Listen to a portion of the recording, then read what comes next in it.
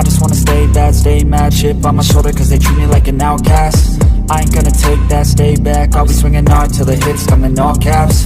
Sa nakaraang kabanata, binisita ni Hadjan ang sekta ng Hao upang makakuha ng impormasyon ukol sa Tang Clan para sa paggawa ng lunas.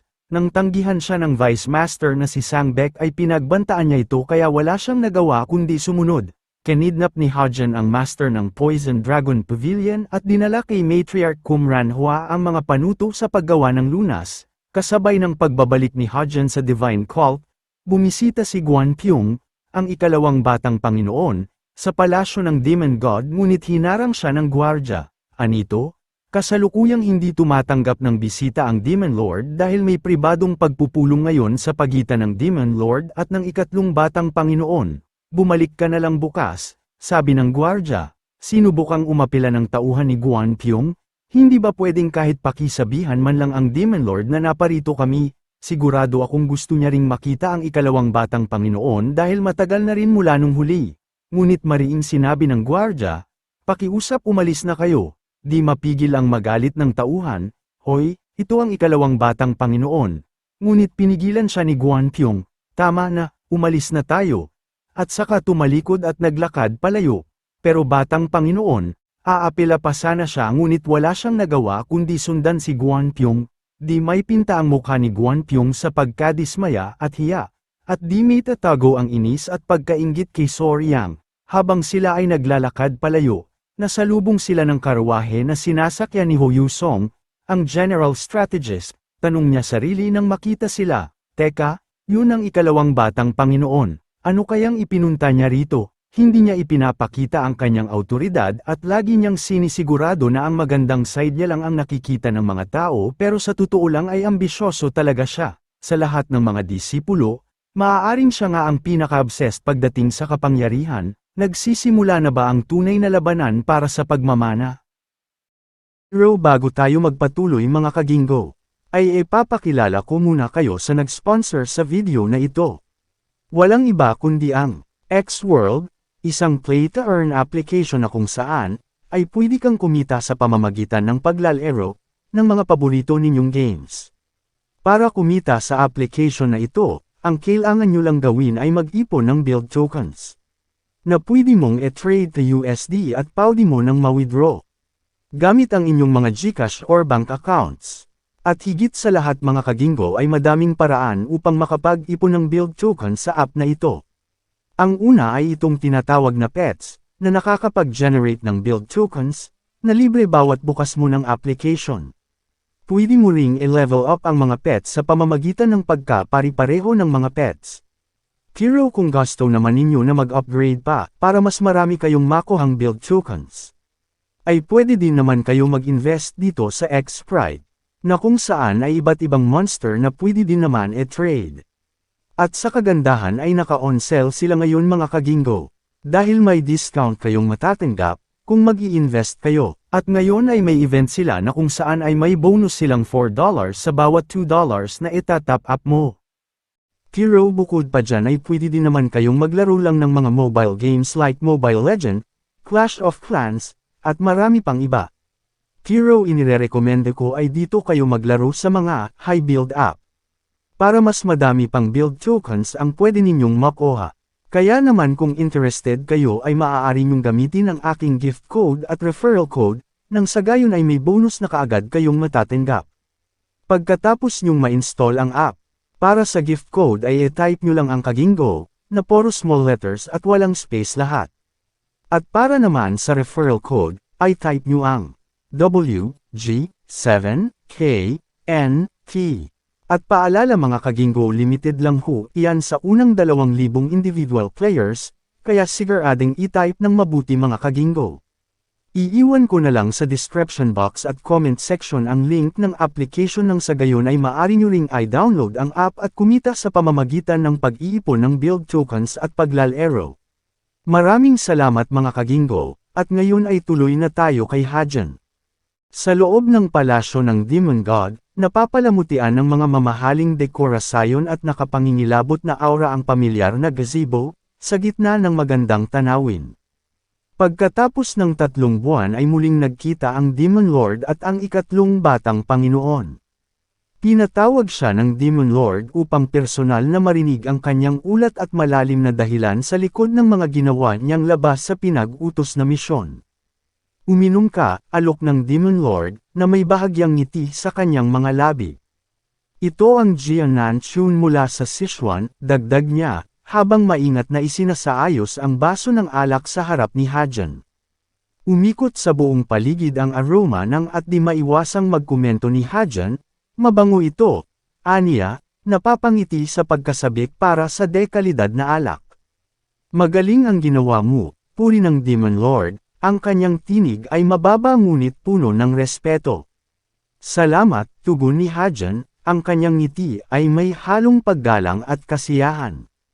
Maluwag niyang tinanggap ang baso at marahang tumagay, pinagmamasdan ng Demon Lord sa kanyang harapan habang unti-unting nagiging mas magaan ang kanilang usapan. Sinamantala ni Hajan ang magaang aura upang magtanong ng pabiro, Demon Lord, matagal ko na itong gustong itanong, pero hindi ba sumasakit ang tiyan ninyo kapag umiinom kayo ng matapang na alak ng walang kain? Sagot naman ng Demon Lord, ayokong humalo ang amoy ng pagkain sa amoy ng alak. Akala ko ba mahilig kang uminom? Pabiro niya ring tanong pabalik kay Hajan. Bigla naman siyang nahiya at sumagot, oo, pero matagal na rin mula noong huli akong nalasing. Umiinom ako para malasing pero kamakailan kahit anong inom ko hindi talaga ako nalalasing. Dahil dito medyo matagal na rin aking hindi umiinom. Sabi naman ng Demon Lord, mas mabuti na iyan kaysa naman magkamali at makagawa ng kung ano-ano dahil sa kalasingan. Habang casual na nakikipag-usap sa Demon Lord, naisip ni Hajan, mas mukha siyang ordinaryong tao ngayon kaysa sa nauna naming mga pagkikita. Maaaring tinitingala siya ng nakararami bilang isang demon god, pero tao pa rin naman talaga siya. Pagkatapos lumagok ng alak, ibinagsak ng Demon Lord ang baso ng alak at nagtanong, una sa lahat, gusto kong marinig kung kumusta ang Vice Master ng Sword Palace. Tanong ni Hajan, siya ba?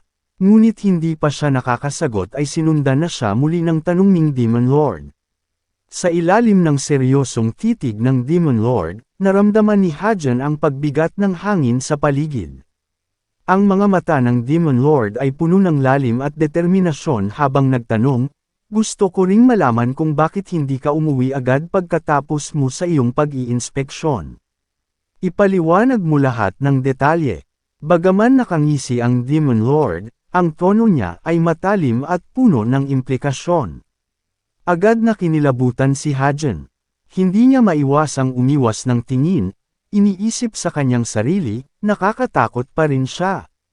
Binabawi ko na ang sinabi ko kanina tungkol sa pagiging kalmado niya.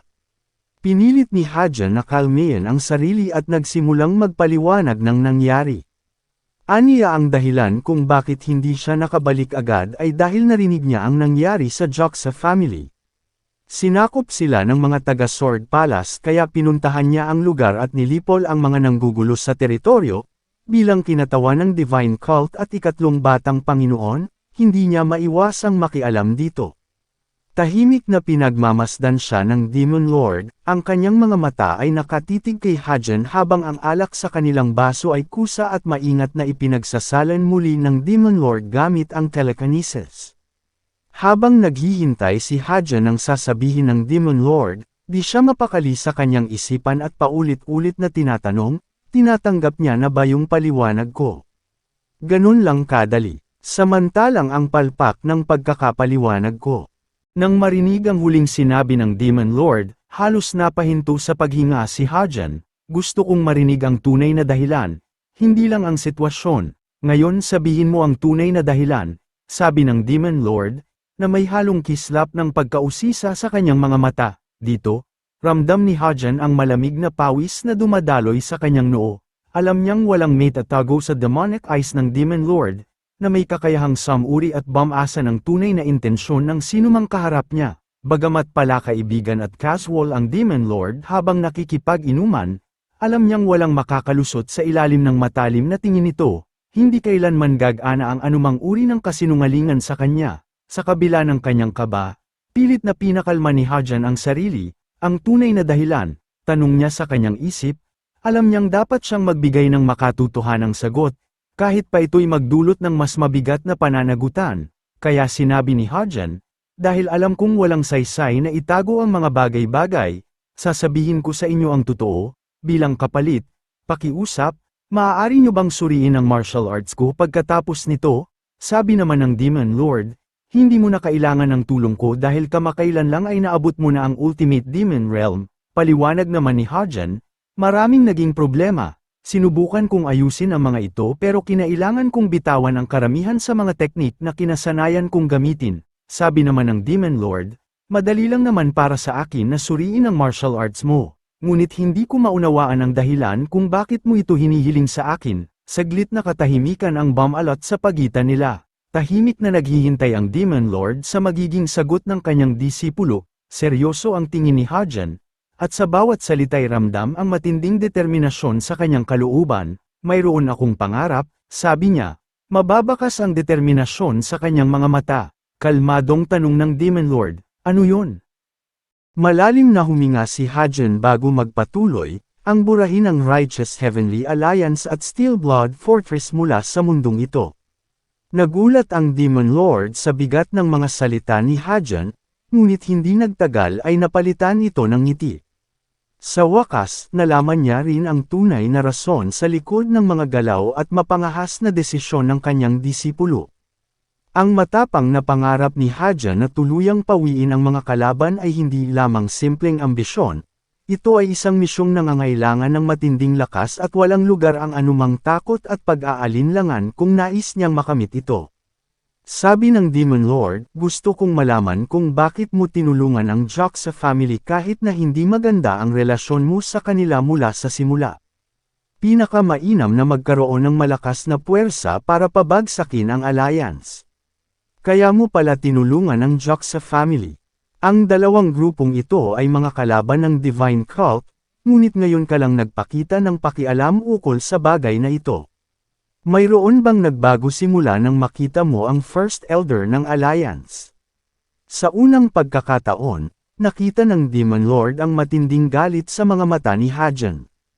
Kinamumuhian ko sila, matigas na sabi ni Hajan, walang alinlangan sa kanyang tono. Ang salitang, kinamumuhian, ay nagbigay ng bigat sa kanyang damdamin, hindi ito basta simpleng galit, kundi isang matinding puot na tila nagmumula sa kaibuturan ng kanyang pagkatao. Saglit na natahimik ang Demon Lord, tinimbang ang kahulugan ng mga salitang iyon.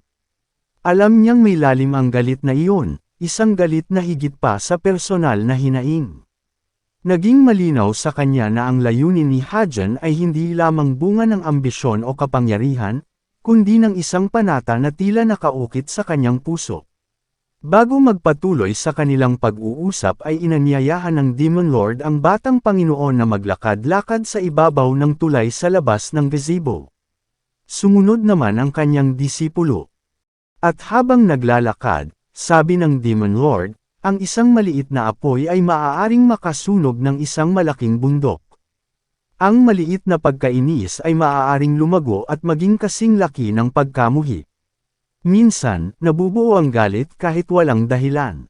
Hindi ko na itatanong kung bakit nagawa mong kamuhian ang dalawang organisasyong ito, ngunit hindi ko rin masasabi na ang ginawa mo sa Poison Dragon Pavilion Master ay hindi naging padalos-dalos. Matamang sagot naman ni Hajan, hindi ako sumasang-ayon.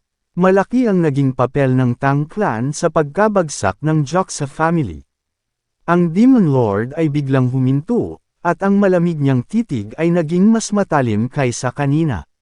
Sa mga mata niya ay mababakas ang isang malalim na katwiran.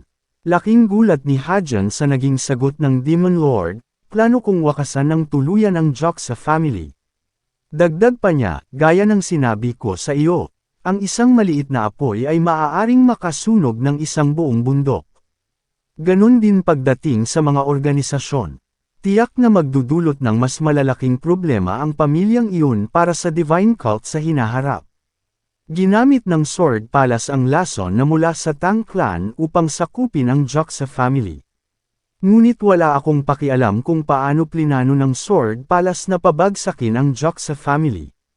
Ang pinakamahalaga ay ang resulta. Para sa akin ang resulta na bumagsak ang Joxer family. Tinanong siya ni Hadjan, Demon Lord, balak mo bang gamitin iyon para i-pressure ang Orthodox Murim? Sagot naman ng Demon Lord, masyadong maliit na layunin iyon.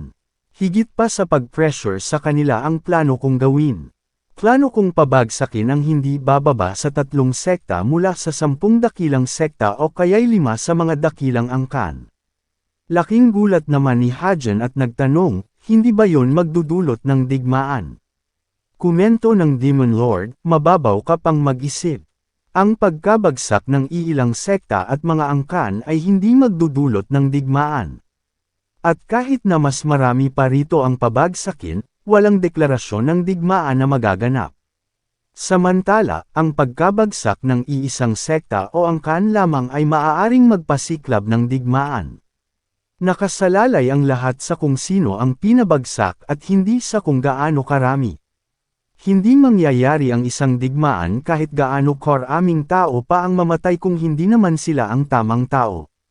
Ngunit ang pagkamatay ng iisang mahalagang tao lamang ay maaaring magpayanag sa buong mundo. Kung napatay ka ng Sword Palace bilang Inspector General ng Divine Cult, yun ang maaaring makapagsiklab ng digmaan. Napanganga si Hadjan sa paliwanag ng Demon Lord na tumalima sa kanya. Tanong niya, dahil bilang Inspector General ay kinakatawan kita. Sagot ng Demon Lord, mismo. Iyon ang dahilan kung bakit nanatiling tahimik ang lahat sa kabila ng pagkamatay ng First Elder ng Righteous Heavenly Alliance. Sa wakas ay naunawaan ni Hadjan ang kanyang punto. Dahil wala nang silbi ang First Elder sa alyansa kamakailan, walang halaga ang kanyang naging kamatayan. Dagdag ng Demon Lord, balik tayo sa punto. Dahil sa ginawa mong pagtulong sa Joxer family, binago mo ang plano ko. Bahagyang nahihiya na tumugon si Hadjan, ganun ba? Pagbabayaran ko ito sayo. Tanong ng Demon Lord, pagbabayaran mo. Nilingaw ni Hadjan ang Demon Lord at determinadong sinabi, nabanggit mo na pababagsakin mo ang 3 sekta o mga angkan. Hindi ko alam kung gaano katagal ang gugugulin pero susubukan kong gawin ito. Napangiti naman ang Demon Lord at tinanong siya, paano? Sagot ni Hadjan, ang babaeng nakapasok sa Joxer family ay ang disipulo ng Secret Demon Queen, kaya mayroon siyang mga koneksyon sa Steel Blood Fortress. At ang Vice Master ng Sword Palace ay mula sa 4 na mga palasyo ng Outer Wall. At ang Poison Dragon Pavilion Master ay parte ng Righteous Heavenly Alliance. Sa ibang salita, mayroon tayong mga hawak na taong maimpluwensya sa 3 puwersa na iyon. Sinabi mo na sa kamatayan ng tamang tao ay maaaring magbago ang lahat, tama. Gagamitin ko ang 3 taong ito at ang sekta ng Hao para gumawa ng isang interesanteng bagay. Sinabi ng Demon Lord, gamitin mo ang mga resulta upang ipakita sa akin ang binabalak mong gawin. Dahil naging mahusay ang performance mo bilang Inspector General, pagkakatiwalaan kita ngayon. At hindi kita sisisihin sa pagkasira ng mga plano ko. Sabay na pairap si Hadjan at sarkastikong sabi sa sarili, ay wow grabe nagpapasalamat ako. Gayunpaman, bahagya siyang nakahinga ng maluwag dahil sa naging desisyon ng Demon Lord. Sa isang iglap, lumutang ang Dragon Scale Blade sa harapan ni Hadjan, mabilis itong gumagalaw sa hangin na para bang may sariling buhay. Ang talam nito ay kumikislap sa ilalim ng liwanag ng araw, handang magpagamit sa ilalim ng kanyang kapangyarihan. Inabot niya ang espadang dinala ng Demon Lord gamit ang telekinesis. Dama ang bigat at tigas ng talam nito. Alam niyang ang bawat galaw ng Demon Lord ay may kasamang leksyon, isang lihim na nais iparating, at ngayon ay hinahamon niyang muli ang kanyang sarili upang magkaroon ng bagong kaalaman mula sa Demon Lord. Muling nagsalita ang Demon Lord, ang boses niya ay kalmado ngunit puno ng pang-uudyok. Hiniling mo na tingnan ko ang lagay ng martial arts mo. Gaya ng ginawa natin dati. Halika at atakihin mo ako. Tila sumikip ang dibdib ni Hajan sa magkahalong kaba at pagkasabi, at tila umikot ang mundo niya habang iniisip ang gagawin. Naghanda siyang umatake ngunit may napansin siyang kakaiba. Sa kanilang mga nakaraang duelo, palaging perpekto ang anyo at galaw ng Demon Lord, walang puwang para atakihin o kahit matansya man lang ang posibleng kahinaan. Ngunit ngayon, isang kakaibang tanawin ang nasa harapan niya. Tila marami siyang nakikitang butas sa depensa ng Demon Lord, mga puwang na ngayon lang niya nakita, at kahit ang pagkakatayo nito ay hindi kasing perpekto ng dati. Napakunot noo si Hajan habang sinusuri ang bawat detalye, pilit na binibigyang kahulugan ang hindi maipaliwanag na eksena sa harap niya. Bakit ganun? Tanong niya sa kanyang isipan. Noong huli kaming nagduelo, perpekto ang tindig niya. Pero ngayon, ang dami kong nakikitang bukas na oportunidad para atakihin siya. Alam niya sa kaloob-looban niya na hindi ito karaniwang kakulangan sa Demon Lord. Maaaring ito'y sinadya upang subukan siya. Isang tahimik na iniaya upang magsalita ang kanyang espadang nagtataglay ng tapang at determinasyon. Kung nais niyang maintindihan ang tunay na layunin ng Demon Lord, kailangan niyang itaya ang lahat ng kanyang lakas. Ang pakiramdam ni Hajan ay mistulang balanse sa pagitan ng kawalang pag-asa at pangarap ng tagumpay. Kesyo sobrang perpekto niya o maraming bukas na bahagi, layunin niyang turuan ako, bulong niya sa sarili. Nakatitig sa Demon Lord, ramdam niya ang diwa ng kanyang ambisyon. Alam kong hindi ako mananalo laban sa kanya kahit ano pang gawin ko, aniya sa sarili at sa kabila ng kaisipang iyon ay pinatatag niya ang kanyang loob. Hindi man siya naniniwalang magtatagumpay siya ngayon, nauunawaan niya ang layunin ng pagsasanay na ito. Hinigpitan niya ang pagkakahawak sa espada na ngayoy tila parte na ng kanyang katawan. Puno ng determinasyon, pumosisyon siya, handang ibigay ang bawat patak ng kanyang lakas at kasanayan.